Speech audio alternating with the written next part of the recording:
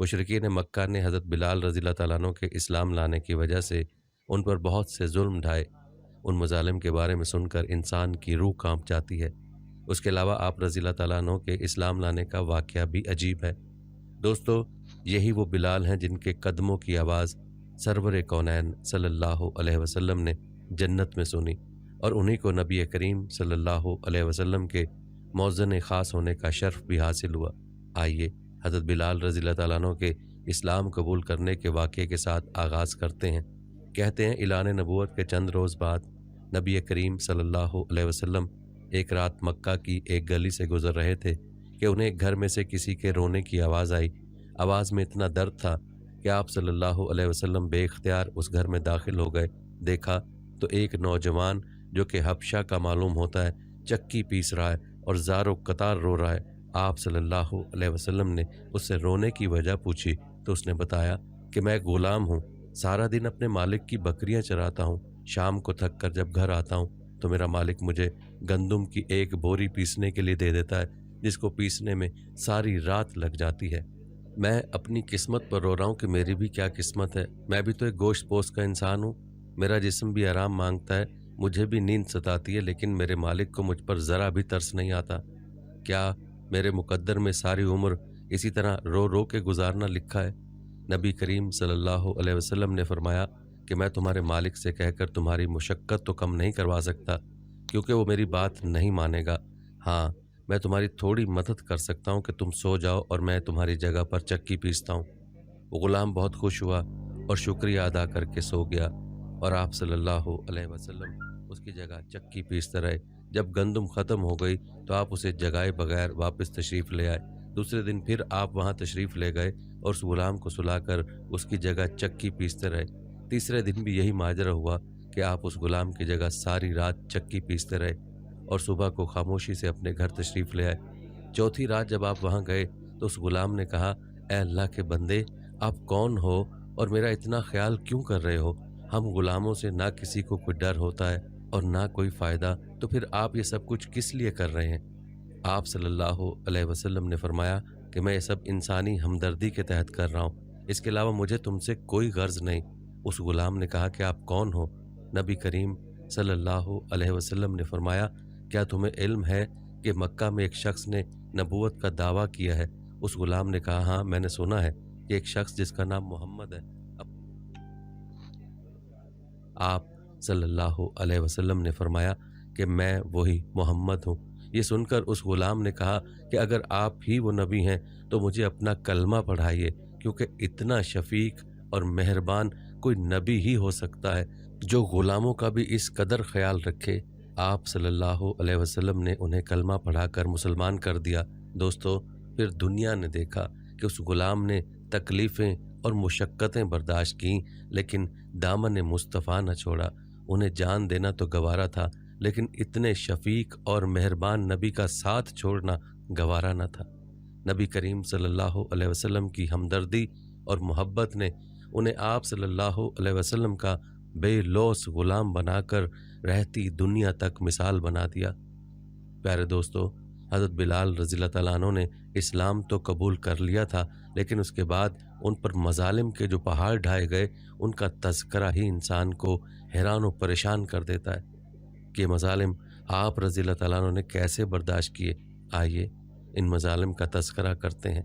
दोस्तों, याद रहे कि हज़रत बिलाल रज़ी अल्लाह तआला अन्हु का आका उमैया बिन खलफ था, जो कुरैश का सरदार था, जो इस्लाम का सख्त तरीन दुश्मन था। जब हज़रत बिलाल रज़ी अल्लाह तआला अन्हु ने इस्लाम कबूल किया और कलमा तौहीद पढ़ लिया और इसका इल्म उसके आका उमैया बिन खल्फ को हुआ, तो आप रज़ी अल्लाह तआला अन्हु को तपती दोपहर में वादी मक्का के झुलसाने वाले पत्थरों पर चित लिटा देता और एक भारी पत्थर उनके सीने पर रख देता और कहता, तुझे इसी तरह तड़पा तड़पा कर हलाक कर दिया जाएगा। अपनी खैरियत चाहता है तो मोहम्मद को छोड़ दे और लात व अज़ा की इबादत फिर से शुरू कर दे। लेकिन दोस्तों, वो इस खौफनाक तकलीफ में भी आहद आहद ही पुकारते रहते थे। बुलाजरी ने हज़रत उमर बिन आस रज़ी अल्लाह तआला अन्हु की रिवायत नकल की है। वो कहते हैं, मैं एक दफ़ा बिलाल के पास से गुजरा, उन्हें अजियत दी जा रही थी। गर्मी की शिद्दत का ये आलम था कि अगर गोश्त का टुकड़ा उन तपते हुए पत्थरों पर रख दिया जाता تو وہ بھی بھن جاتا، لیکن بلال رضی اللہ تعالیٰ عنہ مسلسل کہہ رہے تھے، میں لات و عزیٰ کو رب ماننے سے انکار کرتا ہوں۔ امیہ کو اور زیادہ غصہ آ رہا تھا اور انہیں بڑھ چڑھ کر پیٹ رہا تھا۔ وہ ان کے پاس جاتا اور ان کے حلق پر تان کر مکہ مارتا، وہ بے ہوش ہو جاتے، پھر ہوش آتا تو ان کے ہونٹوں سے آہد آہد ہی کا نعرہ بلند ہوتا تھا۔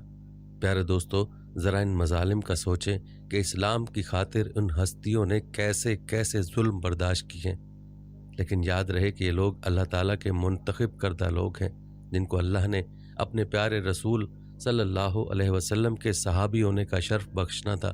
یہ ان لوگوں کے پختہ ایمان ہی تھا جس کے باعث انہوں نے ہر طرح کے مظالم تو برداشت کر لیے، لیکن اپنے ایمان اور یقین پر آنچ نہ آنے دی۔ ایک اور روایت ہے جو بلازری نے حضرت مجاہد رحمۃ اللہ علیہ سے نقل کی ہے کہ مشرکین حضرت بلال رضی اللہ تعالیٰ عنہ کی گردن میں رسی ڈال دیتے تھے اور بچوں سے کہتے تھے کہ اسے لے جاؤ اور مکہ کے پہاڑوں کے درمیان گھسیٹتے پھرو۔ بچے اسی طرح کرتے، مگر بلال احد احد پکارتے چلے جاتے تھے۔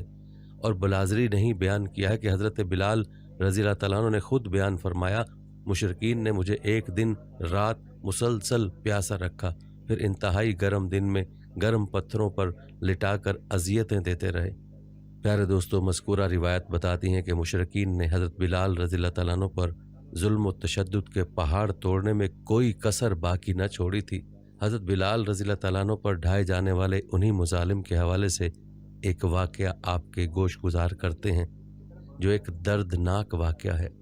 کہتے ہیں ابو جہل نے دعویٰ کیا کہ میں بلال کو ایسی سزا دوں گا کہ وہ مجبور ہو کر محمد صلی اللہ علیہ وسلم کا کلمہ چھوڑ دے گا۔ تو امیہ بن خلف نے ابو جہل سے کہا، یہ تمہاری بھول ہے دوست، یہ سزائیں تو اس کالے پہاڑ کے لیے لذت کا باعث بن چکی ہیں۔ میں نے کسی کالی عورت کے بچے کو اس سے بڑھ کر صبر کرنے والا نہیں پایا، تم اس کے ساتھ کیا کرو گے؟ ابو جہل تکبرانہ لہجے میں بولا، آج شدید گرمی کا دن ہے، سورج کی اس تپش میں اسے لوہے کی زرہ پہناؤں گا، پھر مکہ کی پتھریلی زمین پر دھوپ میں سلاؤں گا، وہ یہ سزا برداشت نہیں کر سکے گا۔ آخر انسان ہے، کوئی پتھر تو نہیں کہ پگھل نہ سکے۔ اور ابو جہل اپنے شیطانی منصوبے کو عمل میں لانے کے لیے اٹھ کھڑا ہوا۔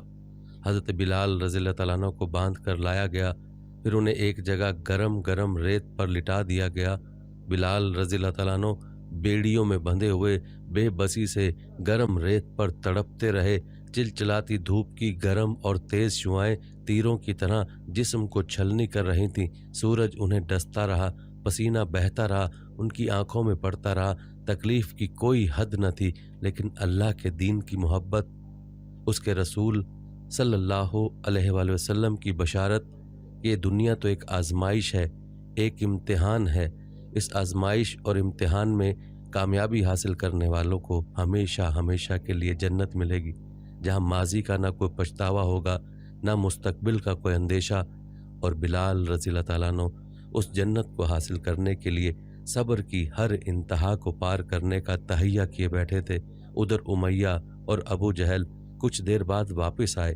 ان کا خیال تھا کہ بلال رضی اللہ تعالیٰ عنہ آج ضرور ان سے معافی مانگ کر اس عذاب سے چھٹکارا پانے کی بھیک مانگیں گے۔ ابو جہل اور اس کے ساتھ ایک پوری جماعت بلال رضی اللہ تعالیٰ عنہ کی زبان سے معافی کے الفاظ سننے کے لیے ان کے قریب آئی۔ جو ہی بلال رضی اللہ تعالیٰ عنہ کی نظر ان پر پڑی، وہ اپنی تکلیف بھول گئے۔ خدا کے دشمنوں کو دیکھ کر ان کی قوت برداشت ایک مرتبہ پھر اپنی انتہا کو پہنچ گئی۔ اسی دوران میں ابو جہل ان پر جھکا اور بولا، بلال اب سناؤ کیسے ہو؟ آہد آہد۔ ابو جہل کو یوں معلوم ہوا کہ بلال رضی اللہ تعالیٰ عنہ نے اس کے چہرے پر مکہ کی تپتی ہوئی ریت پھینک دی ہے۔ اس کا رنگ بدل گیا، سینہ تنگ ہو گیا۔ ایک زوردار تماچا بلال رضی اللہ تعالیٰ عنہ کے منہ پر دے مارا اور چیخا، اے کالی عورت کے بچے، تم ابھی تک اپنی سرکشی پر قائم ہو۔ یہ کہہ کر اس نے ارد گرد نظر دوڑائی۔ چند قدموں کے فاصلے پر ایک بڑی سی چٹان نظر آئی۔ اس کی آنکھوں میں پھر شیطانی چمک آئی۔ لوگوں کو مخاطب کر کے بولا، چلو یہ چٹان اس حقیر غلام کے سینے پر رکھ دو۔ لوگوں نے مل کر بھاری بھرکم چٹان حضرت بلال رضی اللہ تعالیٰ عنہ کے سینے پر رکھ دی۔ بوجھ سے حضرت بلال رضی اللہ تعالیٰ عنہ کا جسم اور بھی شدت سے دکھنے لگا، لیکن ان کے عزم اور حوصلے میں بھی اسی نسبت سے اضافہ ہوا۔ وہ دھیمی آواز میں آہت آہت کا توحیدی نغمہ گنگنانے لگے۔ درد حضرت بلال رضی اللہ تعالیٰ عنہ کے چہرے پر صاف نظر آ رہا تھا۔ پتھر کے بوجھ سے سانس بھی مشکل سے آ رہا تھا، آواز بھی صحیح طرح سے نہیں نکل رہی تھی۔ تھوڑی ہی دیر میں وہ کراہنے لگے۔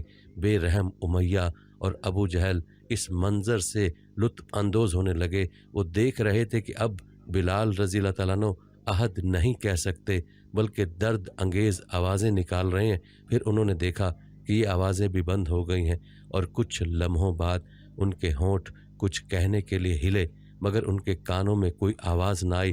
یہ منظر دیکھ کر ان کے کان کھڑے ہو گئے۔